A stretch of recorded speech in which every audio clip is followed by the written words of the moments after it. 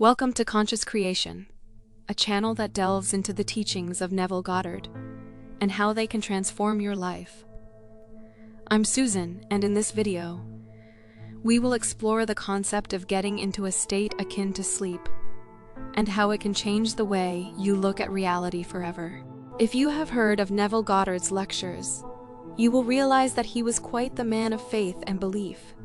However, he was not someone who believed in God in a traditional sense.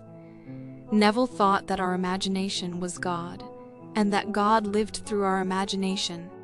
Instead of praying to a higher power, or begging for something, Neville simply relaxed himself to a point of state akin to sleep, which is basically self-hypnosis.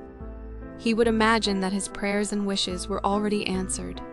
In a short 10 to 30 second scene, he made the whole thing as vivid and real as possible in his imagination. One important thing to note is that you should be careful who you talk to concerning your desires. As we've already seen, your logical mind can get in the way and be an obstacle to creating the life you want. Not only that, but the logical minds of other people can also put you down too.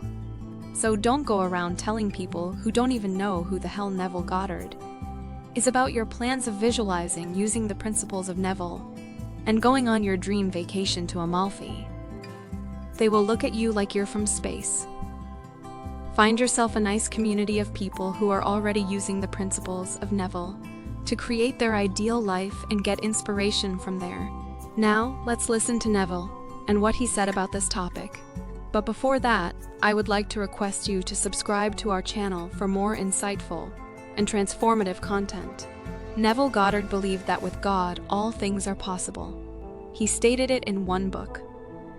Matthew, with God, all things are possible. But in Mark, he states that all things are possible to him, needing man who believes. Can man believe? This creative word is in us. What is this creative word? It's your own wonderful human imagination that's Christ in men. Man is all imagination, and God is men and exists in us, and we in him. The eternal body of man is the imagination, and that is Christ himself. We are his members, so when you say, I am, that's him. Can you believe that you are now the man that you would like to be? Though at the moment of your assumption, reason denies and your senses denied, only get started. So if you're all right, can you really conceive a scene which, if true, would imply the fulfillment of your dream? Just imagine it.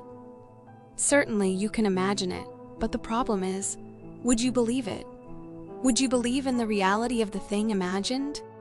If I could, this very moment, imagine myself into a state, any state at all, and dwell in it.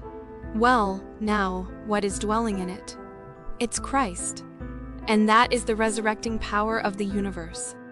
So, if I remain in the state, I will resurrect it and objectify it in my world.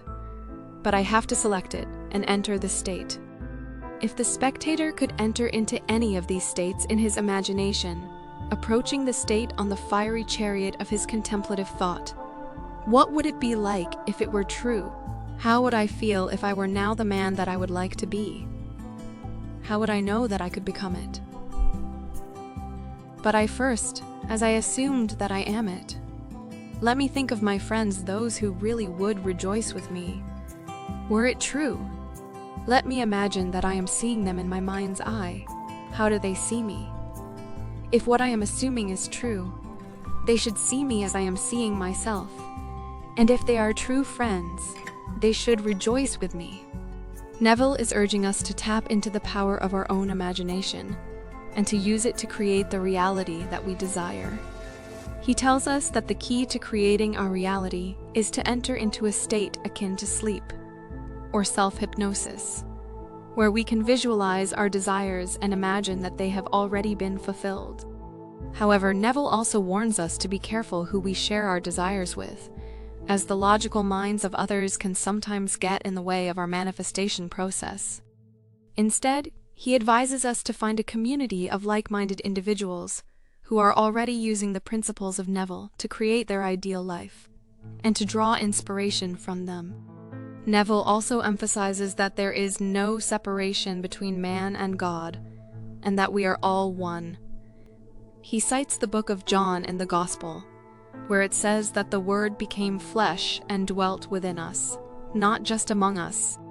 This word is defined in Scripture as the creative power and wisdom of God, and it dwells within us as our own human imagination. Neville tells us that man is all imagination, and that God exists within us and we in him. He believes that the eternal body of man is the imagination, which is Christ himself. Therefore, when we say I am, we are actually invoking the power of Christ within us.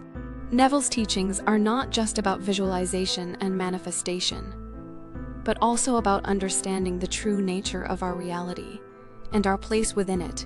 He challenges us to test ourselves and see that Christ is within us and that all things are possible to him. In conclusion, Neville's teachings on conscious creation and the power of our own imagination are truly life-changing. By entering into a state akin to sleep, we can tap into the creative power of our own imagination and use it to manifest the reality that we desire. However, we must also be careful who we share our desires with, and find a community of like-minded individuals who can support us on our journey.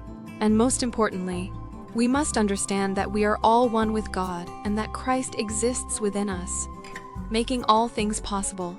So I urge you to subscribe to our channel Conscious Creation to learn more about these life-changing teachings and join a community of conscious creators today.